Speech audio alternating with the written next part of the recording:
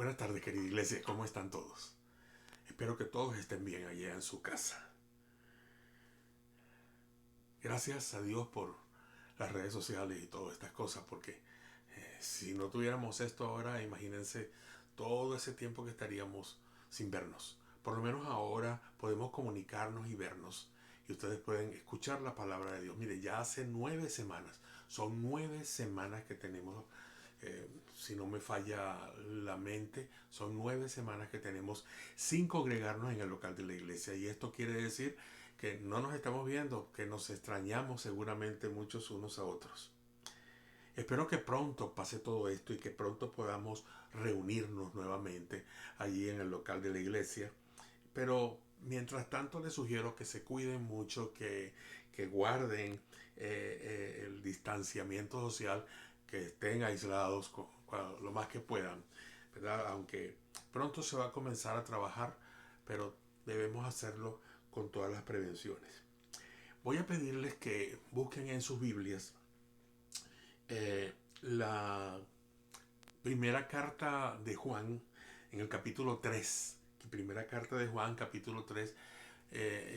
Vamos a leer los versículos 1 al 3. Versículos 1 al 3. El título de este mensaje, voy a hablar un poquito mientras ustedes buscan ahí en sus casas. El título del mensaje de hoy es Beneficiados, se titula Beneficiados por el amor de Dios. Y la cita, como les dije, en 1 Juan capítulo 3, 1 al 3.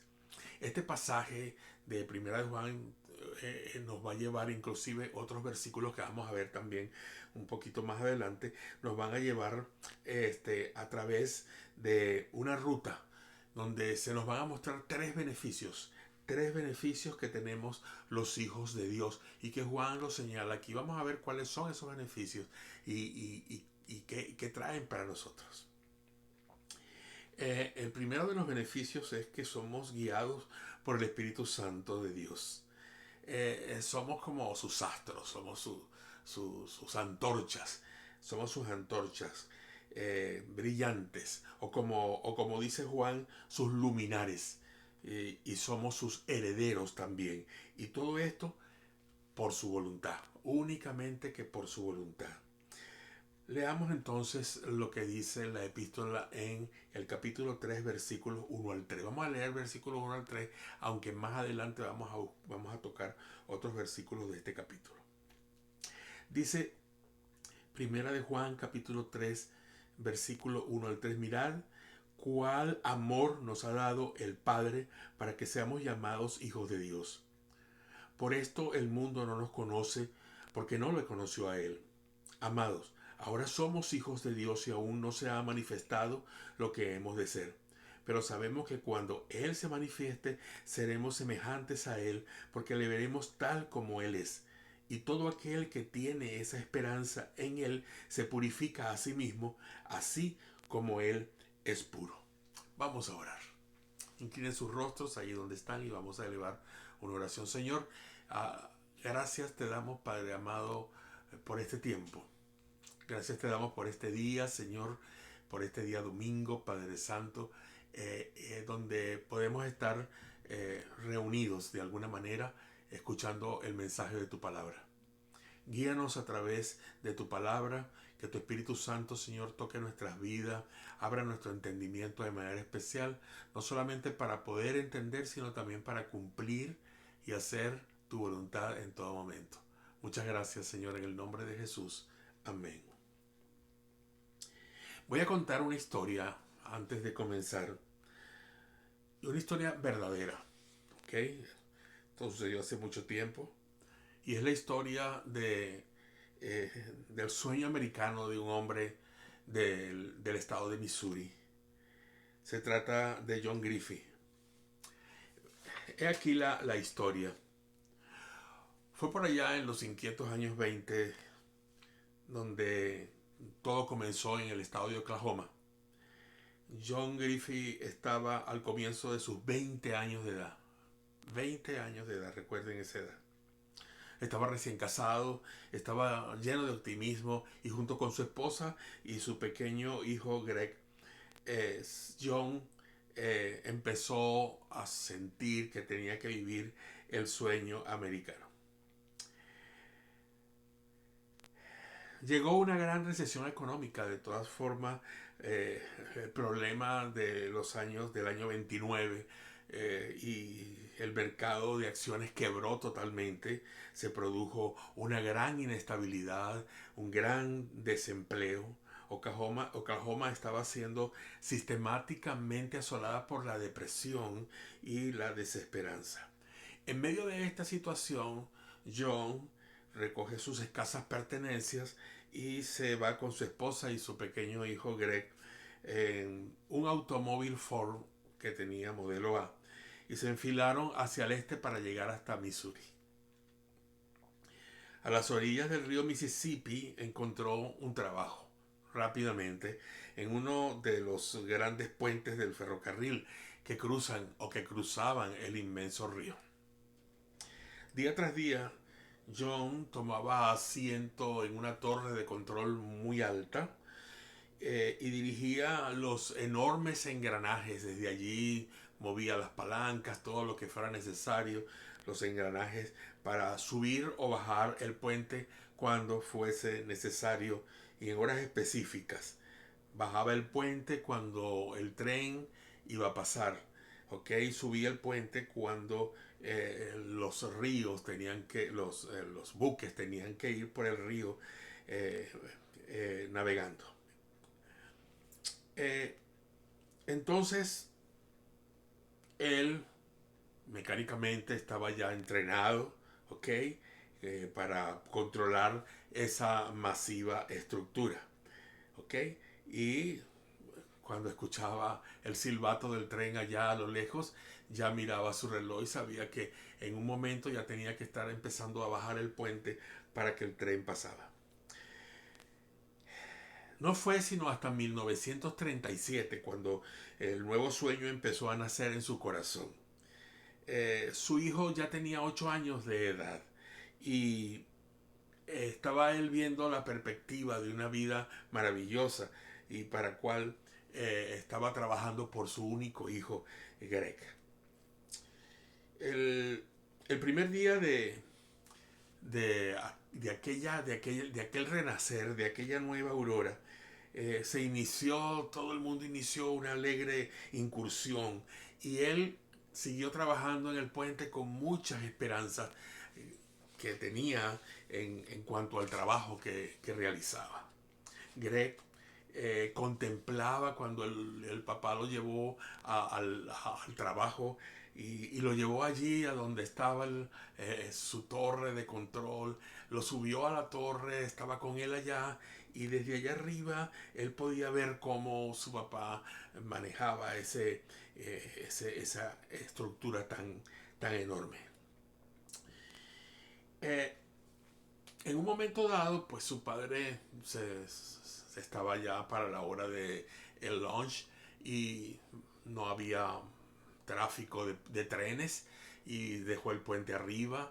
Él bajó con su hijo, se bajó con su hijo a comer su lunch abajo a la orilla del río y allí él empezó a contarle historias a su hijo, historias de los grandes barcos que pasaban, de los trenes que cruzaban el puente sobre las líneas de ferrocarril y, y estaba allí a 50 pies de altura aproximadamente mirando aquella inmensidad tan preciosa.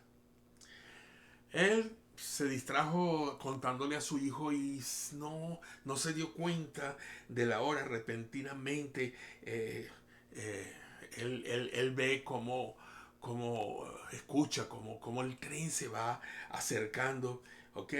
Y inmediatamente sabía ya que venía a pasar el expreso de Memphis, uno de los trenes que llevaba más pasajeros. Aproximadamente unos 200 pasajeros estaban en ese tren. Él deseaba no alarmar a su hijo y disimular el pánico que tenía porque sabía que si no llegaba a tiempo a la torre iba a haber un desastre con el tren. Entonces subió hasta la torre, dejó a su hijo abajo y le dijo, por favor hijo, quédate aquí, no te muevas de esto porque verdaderamente es muy importante lo que voy a hacer. Voy a subir a la torre, necesito subir a la torre para manejar el puente. Subió a la torre rápidamente y, y empezó ya a mover las palancas, a buscar las palancas para moverla. Y siempre él se cercioraba y miraba hacia abajo cada vez que él tenía que comenzar a trabajar. Entonces cuando se dio cuenta, su hijo al parecer decidió seguirlo, ¿ok? Y vio a su hijo que estaba entre los engranajes. Una de sus piernas estaba atrapada entre los engranajes.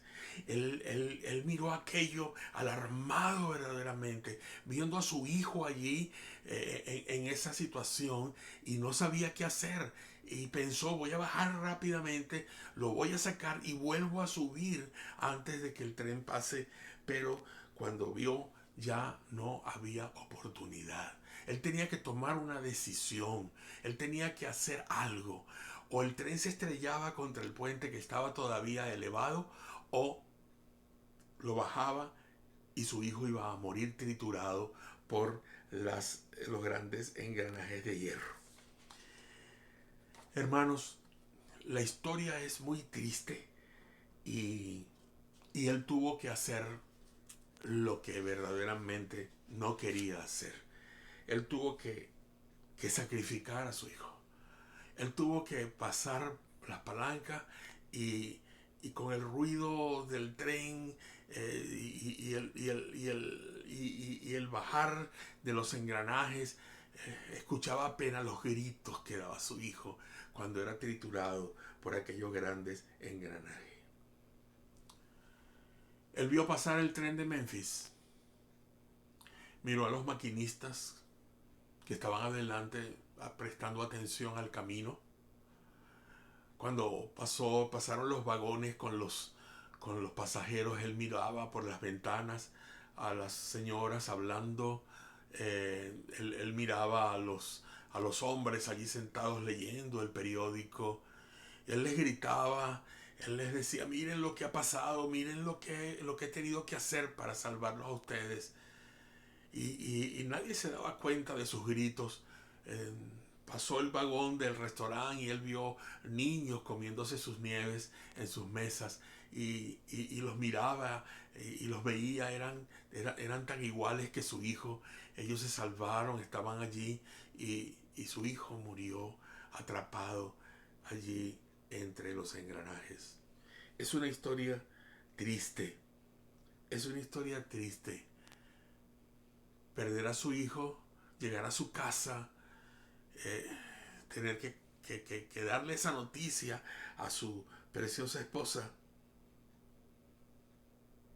Es una historia que apenas, hermanos míos, nos ilustra la situación que verdaderamente ocurrió con el Señor Jesucristo. ¿Saben? Nadie contestó, nadie oyó a, a Griffin gritar, nadie lo oyó, ni siquiera una sola persona miró. Y entonces tan rápidamente cuando comenzó todo había terminado para él. Fue un comienzo y un final inmediato. El tren desapareció en el horizonte y él se quedó allí, triste, desesperado, arruinado realmente. Es un débil destello, como acabo de decir, de lo que Dios, nuestro Padre, hizo por nosotros cuando sacrificó a Jesucristo para expiar nuestros pecados. Porque de tal manera amó Dios al mundo que ha dado a su Hijo unigénito para que todo aquel que en Él cree no se pierda, mas tenga vida eterna. Pero fue una manera muy diferente realmente. Fue una manera diferente a como pasó allí en el expreso de Memphis.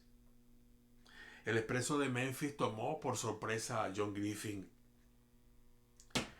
pero no a Dios. A Dios nada tomó por sorpresa, ni la situación de John Griffin, ni la entrega de su hijo a morir en la cruz. En su gran amor y de acuerdo a su soberanía, a su voluntad y a su propósito, Dios había determinado sacrificar a su hijo para que nosotros pudiéramos tener vida, para que tuviéramos vida. En primera de Pedro, un poco más antes, dice que el Señor sacrificó a su hijo para que tuviésemos nosotros la vida, para que tuviésemos la vida. Y no solamente eso, sino que el amor perfecto de Cristo nos demuestra que el hecho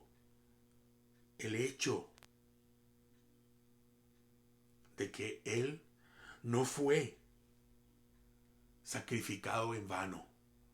Tal vez el hijo de John Griffith fue sacrificado en vano para él, pero no para Dios, el sacrificio de su Hijo Jesucristo. En Juan 10:18 dice, por eso me ama el Padre, porque yo pongo mi vida para volverla a tomar. Jesús tampoco fue tomado por sorpresa. Jesús sabía el paso que iba a dar. Jesucristo sabía que iba a morir por cada uno de nosotros.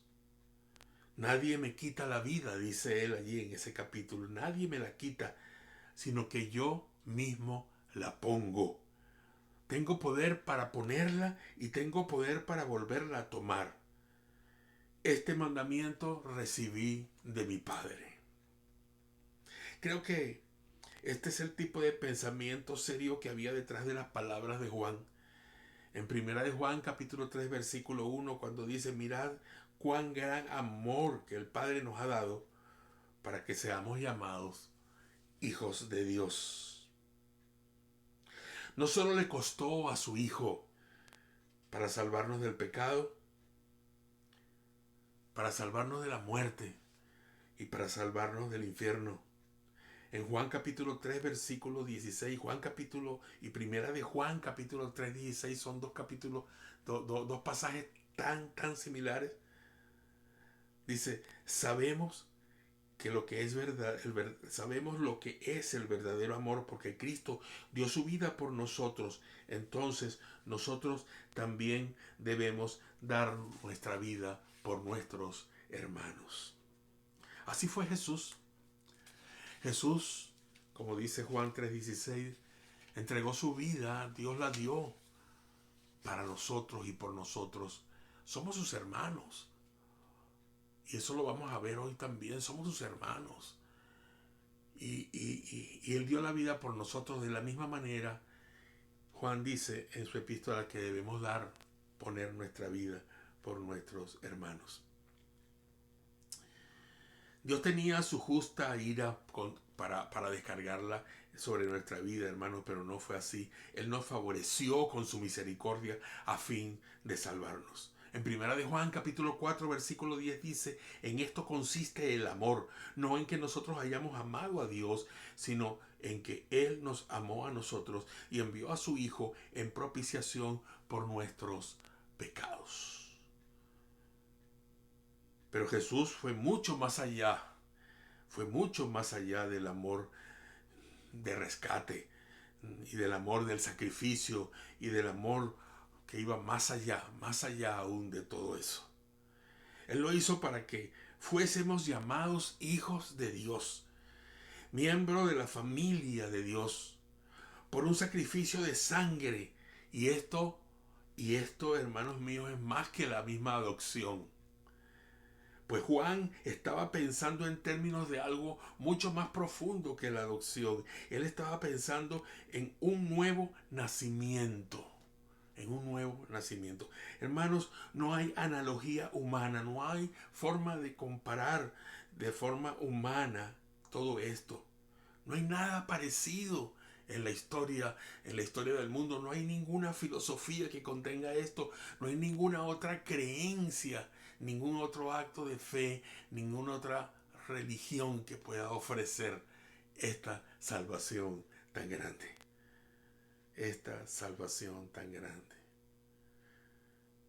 Si, por ejemplo, yo encuentro un niño y quiero llevarlo a mi casa, yo no puedo hacer al niño nacer de nuevo. Me lo llevo y lo amo, así tal cual, con la personalidad y el temperamento que él tiene y probablemente que ha heredado de sus padres biológicos, que influyen en el amor, pero que no influyen en su naturaleza. La naturaleza misma de la persona no puedo modificarla, no puedo hacer que se modifique, pero Dios sí lo hace. Dios sí hace que nuestra naturaleza, la naturaleza de sus hijos renacidos por la sangre de Jesús, pueda ser modificada. Por favor, busquen en su Biblia ahora en el Evangelio de San Juan, el capítulo 1, los versículos 12 y 13. Versículos 12 y 13. Y necesito que mientras sigo hablando, usted lea allí para usted y me escuche.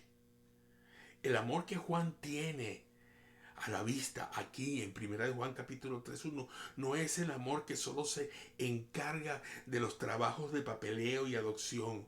Juan va más allá. Y allí Juan en su evangelio en el capítulo 1 versículos 12 y 13 dice que Dios nos ha tomado como su familia. Más a cuantos le recibieron, dice la palabra de Dios, más a cuantos le recibieron, a los que creen en su nombre, les dio el derecho, les dio potestad, dicen algunas versiones, de ser hijos, de ser hechos hijos de Dios. Ahora escuchen bien, escuchen bien. Sigan leyendo en Juan. Dice, estos no nacen de la sangre, ni por deseos naturales, ni por la voluntad humana, sino que nacen de Dios. Nacen de Dios, hermanos. Nacen de Dios. Así lo dice la palabra de Dios. Ahora, acompáñenme nuevamente a Primera de Juan, pero esta vez en el mismo capítulo 3, en el versículo 9, donde la palabra lo expresa de esta manera. Juan 3:9. Todo aquel que es nacido de nuevo no practica el pecado, porque la simiente, escuche bien, porque la simiente de Dios permanece en él y no puede pecar porque es nacido de Dios. Todo aquel que es nacido de Dios no practica el pecado. La simiente de Dios permanece en él, dice. Sí, escúcheme bien. Si usted ha renacido o ha nacido en Cristo por el poder de Jesucristo mismo, por el poder de su muerte, por el poder de su resurrección, si usted en algún momento de su vida experimentó personalmente el nuevo nacimiento en Cristo, entonces sí, usted es hijo de Dios, engendrado por la voluntad de Dios, nacido de nuevo, rociado con la sangre del sacrificio vicario de Jesús. No la sangre no sacrificial, sino la del sacrificio en la cruz.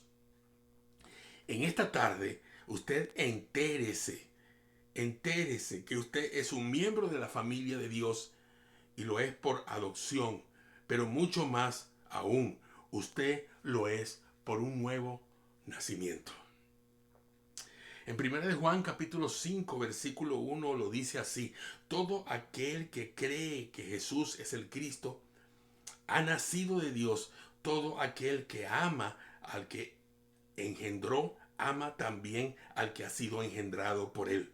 Dios no se detendrá en su búsqueda agresiva de acercarse a nosotros y de tener comunión hasta que haya penetrado en nuestras almas, hasta que haya plantado su semilla en nosotros. Él nos ha dado, hermanos míos, una nueva naturaleza. No somos seres divinos, no somos Dios, pero la misma naturaleza de la imagen de su Hijo está en nosotros, está en nosotros. Y es interesante de que no solamente está en nosotros, sino que ha hecho cambiar nuestras propias vidas, nuestros pensamientos, nuestra manera de ser. Este es el plan de Dios desde antes de la fundación del mundo. Pablo lo dice, Dios vio la caída del hombre en el Edén, ahí vio el pecado del hombre, vio la historia de la redención, vio la encarnación y la muerte de su Hijo, y en todo esto apuntaba a esa realidad que hemos compartido. Somos sus hijos. Somos sus hijos. Romanos 8:29 dice, porque a los que Dios conoció de antemano también los predestinó a ser transformados según la imagen de su Hijo, para que Él sea el primogénito entre muchos hermanos. Hermanos, así lo planeó el Señor. Así fue el plan de Dios. Él lo planeó desde hace mucho tiempo, que su Hijo tiene ahora muchos hermanos y hermanas. Él lo planeó. ¿Y cómo? ¿Cómo hizo esto? ¿Cómo hizo esto? ¿Cómo es? Bueno, por medio de la adopción, única y exclusivamente por medio de la adopción. Efesios capítulo 1, versículo 5 dice, nos predestinó para ser adoptados como hijos suyos por medio de Jesucristo, según el buen propósito de su voluntad. El buen propósito de su voluntad. Sí, pero aún más allá de la adopción, Él nos predestinó también para ser conforme a la imagen de su Hijo. Es decir, Él nos hizo nacer de nuevo. Nos hizo nacer de nuevo. En Juan, capítulo 3, versículo 3 al 5 dice, de veras te aseguro que quien no nazca de nuevo no puede ver el reino de Dios, dijo Jesús. ¿Cómo puede nacer? Entonces le preguntó Nicodemo. ¿Cómo puede nacer uno ya siendo un viejo? ¿Acaso puede uno entrar por segunda vez en el vientre de su madre y volver a nacer? Le dijo. Y el Señor Jesucristo le contestó, yo te aseguro que quien no nazca del agua y del Espíritu no puede entrar en el reino de Dios, le respondió el Señor. Hermano, Él nos hizo nacer de nuevo, pero también Él nos hizo nuevas criaturas en Cristo. En Gálatas capítulo 6, el apóstol Pablo en el versículo 15, y lo voy a leer, aquí lo tengo anotado, de la Nueva Versión Internacional, dice, para nada cuenta estar o no estar circuncidado.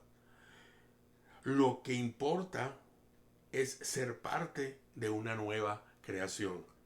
En la versión Reina Valera 60 dice, porque en Cristo Jesús ni la circuncisión vale nada, ni la incircuncisión, sino una nueva creación.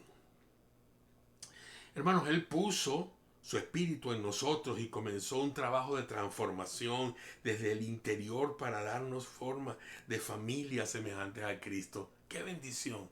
Eso es una bendición.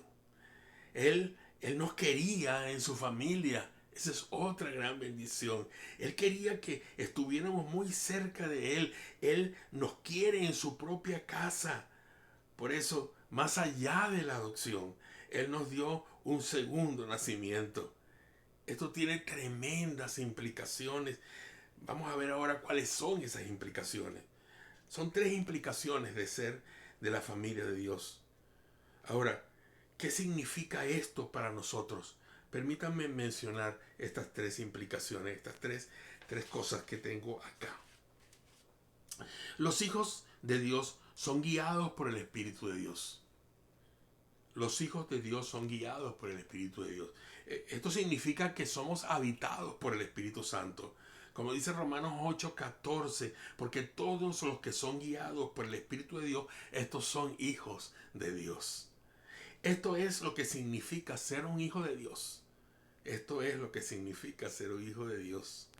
Estar unido a Dios por su Espíritu que está en nosotros, que nos lleva a decir, que nos transforma por medio de una renovación de nuestras mentes para que podamos valorar lo que Él valora y evaluar las cosas de la manera que Él las evalúa.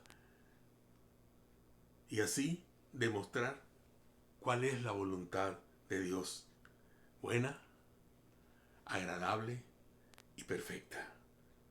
Dice Romanos 12:1-2. Por lo tanto, hermanos, tomando en cuenta la misericordia de Dios, les ruego que cada uno de ustedes, en adoración espiritual ofrezcan su cuerpo como sacrificio vivo, santo y agradable a Dios. No se amolden al mundo actual, sino sean transformados mediante la renovación de su mente. Así podrán contemplar y comprobar, cuál es la voluntad de Dios, buena, agradable y perfecta. Por la gracia que me ha sido dada, les digo a todos ustedes, nadie tenga un concepto de sí mismo más alto que el que debe tener, sino más bien que piense de sí mismo con moderación, según la medida de fe que Dios nos ha dado a cada uno de sus hijos. Además de ser guiados por el Espíritu Santo, como dije también, Él nos hace luminares, nos hace luces, astros, ¿ok? En el mundo. Esto significa que son lo suficientemente diferentes del mundo aquellos que han conocido a Jesucristo. Aquellos que brillan como una luz que ilumina al mundo, somos diferentes. Que somos un pequeño fragmento del carácter brillante de Dios, que es la verdad, la justicia y el amor. Filipenses capítulo 2:15 lo dice de esta manera. Son hijos de Dios en medio de una gran generación maligna y perversa. Una generación grande, maligna y perversa, entre los cuales aparecemos pues brillando en el mundo. ¿Y cómo se logra? ¿Cómo se logra todo esto? Primero, entendamos que ser un hijo de Dios va mucho más allá que en un sentido humano. Va mucho más allá que haber sido creado. Segundo, un ser creado no ha nacido de Dios. No tiene su espíritu. Solo tiene un espíritu. No tiene al Espíritu Santo. Un soplo de vida física que Dios le dio en el momento de nacer, solamente. Tercero, un hijo de Dios tiene valores y tiene prioridades conforme a la mente de Jesús. Y esto no tiene sentido para el mundo, pero para nosotros sí. En 1 Corintios capítulo 2, versículo 16 dice, ¿quién ha conocido la mente del Señor para que pueda instruirlo? Nosotros, por nuestra parte, tenemos la mente de Cristo, gloria a Dios. Cuarto, hermanos, esa luz, la cual son sus hijos, el mundo, el cual son sus hijos, el mundo necesita de esa luz. El mundo necesita de esa luz. Y hoy, cuando esta pandemia, hermanos míos, producida por un enemigo microscópico como lo es el COVID-19, ha invadido nuestro planeta, y repito, la humanidad entera necesita de nosotros, de nuestra luz, de manera desesperada. Y los que la reciben por gracia darán la gloria a nuestro Padre en los cielos por alcanzar la esperanza de no morir eternamente. Iglesia, Jesús lo ordena. En Mateo capítulo 5, versículo 16, dice, así alumbre vuestra luz delante de los hombres, para que vean vuestras buenas obras y glorifiquen a vuestro Padre que está en los cielos. ¿Qué están viendo los hombres de nosotros? ¿Qué está viendo la humanidad de nosotros? ¿Qué están viendo todos, hombres, mujeres, niños, ancianos, jóvenes? ¿Qué ven? ¿Cuál es el testimonio que tenemos nosotros delante de ellos para que ellos vean la luz de Jesús? Eso es lo que tenemos que reflejar. Porque los hijos de Dios somos luminares en el mundo. Pero asimismo, los hijos de Dios somos herederos. Y esta es la tercera bendición. Somos herederos de todas, pero mire, de todas las cosas. Ser hijo de Dios significa que vamos a heredar de Dios todo porque Dios es el dueño. Por eso heredaremos de él. Pablo dice en Romanos capítulo 8, versículos 16 y 17, el Espíritu mismo da testimonio a nuestro espíritu que somos hijos de Dios. Y si hijos, también herederos. Herederos de Dios y coherederos en Cristo Jesús. Somos coherederos, dice, coherederos, herederos de Dios y coherederos de Jesús. Pero ¿Qué es un heredero? ¿Qué es un coheredero? ¿Qué es un coheredero en Cristo? En Hebreos capítulo 1, versículo 2 dice, en estos últimos días, Dios nos ha hablado por el Hijo, a quien constituyó heredero de todas las cosas y por quien asimismo hizo el universo. Es muy simple, hermanos. Cristo es el heredero de todas las cosas y nosotros, sus hermanos, somos sus coherederos, coherederos con Él de todas esas cosas, porque esa es la voluntad de Dios. Pablo dice esto con mucha fuerza en 1 Corintios capítulo 3 versículos 21 al 23. Él dice a los cristianos, por lo tanto, que nadie base su orgullo en el hombre. Al fin y al cabo, todo es de ustedes. Ya sea Pablo o Apolo o Cefas o el universo o la vida o la muerte o lo presente o lo porvenir, todo es de ustedes y ustedes son de Cristo y Cristo es de Dios. Palabras más, palabras menos. Todas las cosas nos pertenecen. Todas las cosas te pertenecen a ti, hermano. Todas las cosas le pertenecen a usted, hermano, que nos está viendo en este momento. Las cosas en el presente, las cosas en el futuro, todo, todo. Nosotros y ustedes permanecemos en Cristo y Cristo permanece. Y Cristo permanece en nosotros. Nosotros en Cristo y Cristo permanece en nosotros. Por lo tanto, nosotros pertenecemos a Cristo y Cristo pertenece a Dios. Oh, cuántas cosas hay que decir acerca de esta verdad. Mucho más. Es un impacto que debe tener nuestras vidas, ¿cierto? ¿Impacta esto tu vida? ¿La impacta? Cometemos errores muchas veces y es cuando nos damos cuenta del impacto que esto nos causa. La manera en que pensamos acerca de las posesiones y las necesidades de ser dueños de las cosas. Y ahora nos damos cuenta de que no teníamos nosotros que jactarnos de eso. La forma en que pensamos acerca de la jactancia, con orgullo. La importancia de tener en vez de la importancia de ser. Hermanos, ¿por qué no dejamos ya esas cosas en el pasado? La jactancia, la necedad de pensar que somos los dueños y únicamente el orgullo. Y nos importe más el hecho simplemente de ser lo que somos y lo que realmente Dios tiene y depara para nosotros en el futuro. Tengo la sensación de que Dios se reveló a nosotros para que en un sentido podamos salir de nuestro sistema de cosas, de posesiones, de pertenencias y centrarnos más bien en las cosas de Dios, centrarnos en sus cosas. Él te dice, ¿te gusta poseer cosas? ¿Te gusta tener cosas? ¿Crees que es importante? Bien, este es el trato que voy a hacer contigo. Tú eres dueño de todo, pues Cristo es dueño de todo. Tú eres coheredero con Cristo, te dice. Es solo una cuestión de tiempo, una sencilla ecuación. El sentido común de inversión no tiene nada que ver con esto. Así que ahora relájate, te dice. Vive para lo que cuenta. Humíllate. Y debemos humillarnos. Debemos inclinarnos ante Él y humillarnos. Humillarnos, hermanos, pero verdaderamente, de todo corazón. Debemos humillarnos y debemos reconocer con acción de gracia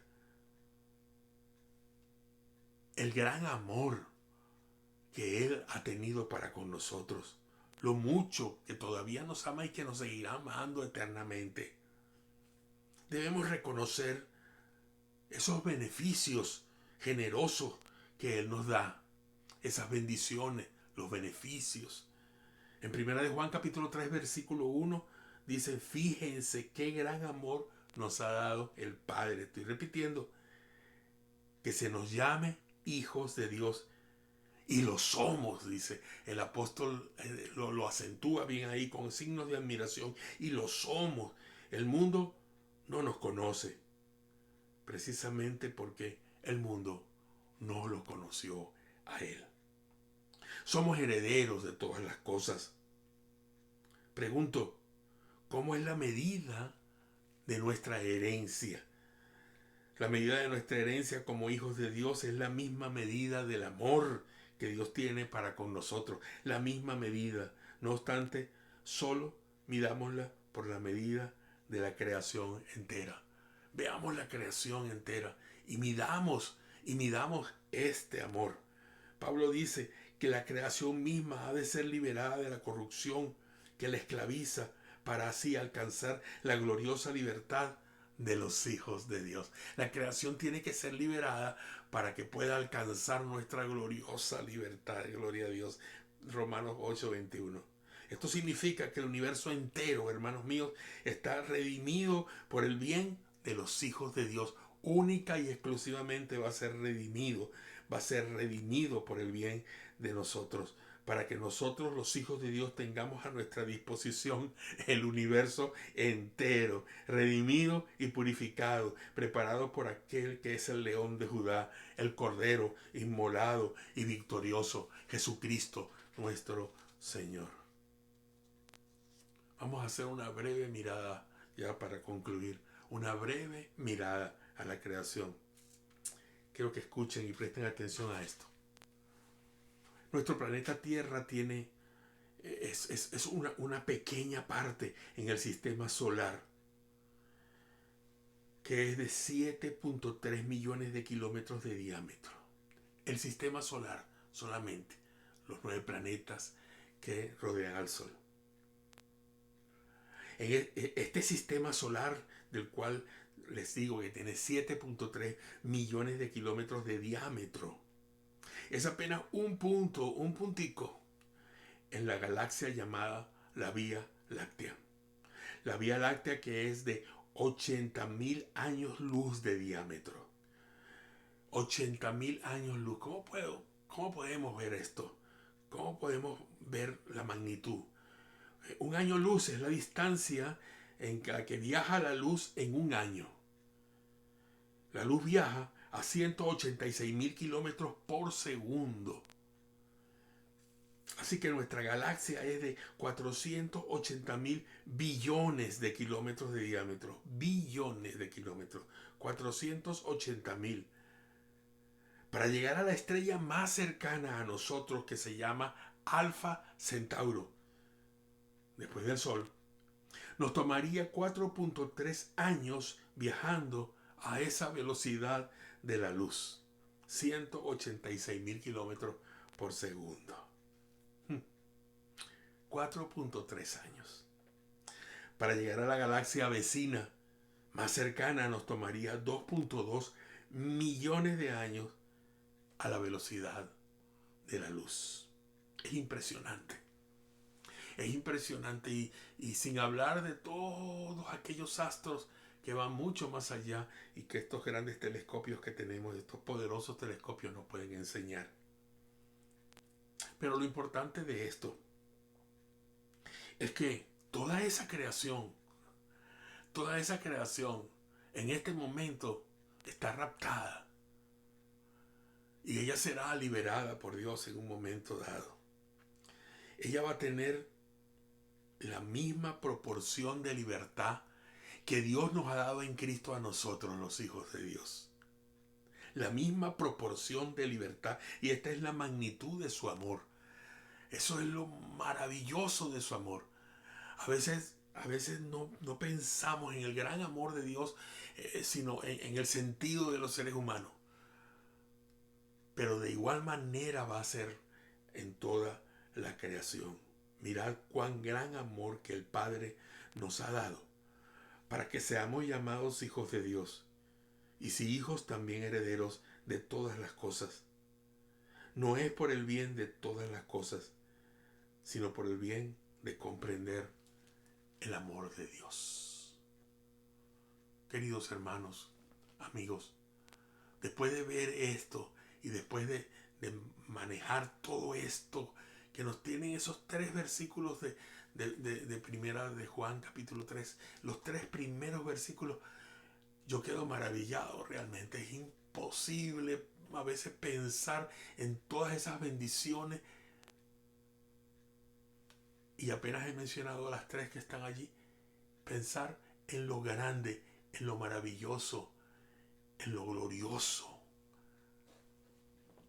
que es el amor de Dios dado a nosotros. Es algo que no tiene límite, que es de una magnitud enorme. Tenemos que ser agradecidos. Tenemos que ser agradecidos para con Dios. Y ser agradecidos para con Dios, hermanos, es simplemente no es solamente dar las gracias a Dios, es hacer su voluntad, brillar como Él quiere que brillemos, para que así de esa manera el mundo pueda conocerle aún más. Vayamos ahora a brillar. Cuando ya podamos salir, vayamos y brillemos. Los que tienen que salir ahora, brillen, pero brillen como personas que son obedientes, como personas que son correctas y que dejan una estela maravillosa para que otros puedan andar en medio de las tinieblas en que están. Yo te animo a ti, amigo mío, a que te unas a este poderoso ejército, a esta familia preciosa y grande que el Señor tiene. Que te unas, que creas en su Hijo, que te entregues a su Hijo, que des todo, que des tu vida por Él. Voy a tener una oración ahora. Y en esta oración, lo primero que voy a hacer es dar gracias a Dios por este mensaje. Pero luego yo voy a decir algo, lo voy a anunciar en medio de la oración. Y si tú, amigo mío, que no has tenido ese encuentro con Jesús, tienes el deseo de sentir esas palabras en tu propio corazón, siéntelas. Siéntelas. Si quieres repetirlas, las repite. Pero lo importante es que las sientas y que sientas que son tuyas esas verdades. Oremos. Gracias, Padre amado. Gracias por estas bendiciones y estos beneficios que tú nos das en tu Hijo Jesucristo. Gracias, oh Dios eterno, porque ese gran amor, esa bendición de andar en tu Espíritu Santo, esa herencia incorruptible, inmarcesible, grande, en la que nos has hecho coherederos con Jesucristo, es tan maravillosa que solamente nos queda decirte gracias, Señor. Ahora nos comprometeremos mucho más contigo en andar en tus caminos, en hacer tu voluntad. Voy a hacer la oración para que tú la escuches, amigo, y te apersones de ella. Gracias, Señor Jesús, por tu muerte en la cruz del Calvario. Díselo allí. Dile al Señor Jesús que tú eres un pecador. Soy un pecador, Jesús. Soy un pecador. Y la ira de Dios debe caer sobre mi vida porque soy un pecador. Pero yo quiero unirme a la cruz. Yo quiero que esa muerte vicaria en la cruz sea mi salvación. Esa muerte vicaria donde Dios descargó su ira sobre ti, no sobre mí, sea mi salvación. Gracias por tu muerte. Gracias por esa sangre que tú derramaste y que nadie más ha derramado para poderme salvar. Gracias, Señor Jesús, por ser mi único y suficiente Salvador. Yo te acepto, te recibo, Señor. Y yo quiero que tú me recibas en tu corazón, que tú me recibas, Señor, también a mí. Que me abras tus brazos y me arropes. Gracias, Señor. Muchas gracias. Y gracias por la resurrección de Jesús entre los muertos, porque así sé que tengo vida. Gracias por la vida, Señor. Muchas gracias. En el nombre de Jesús. Amén. Hermanos, que Dios les bendiga. Cuídense mucho. Hagan la voluntad de Dios Llámense unos a otros. Estemos juntos, por favor. No solamente en el sentido de nuestro, de, de- de- de nuestra necesidad espiritual o de nuestra necesidad moral. Llamémonos, busquémonos, usemos las redes sociales para orar juntos, cada semana estar unidos. Que Dios les bendiga, que Dios les guarde y que Dios les dé mucha bendición, no solamente ahora en este día, sino en el resto de esta semana que hoy comienza y después también. Que el Señor les guarde.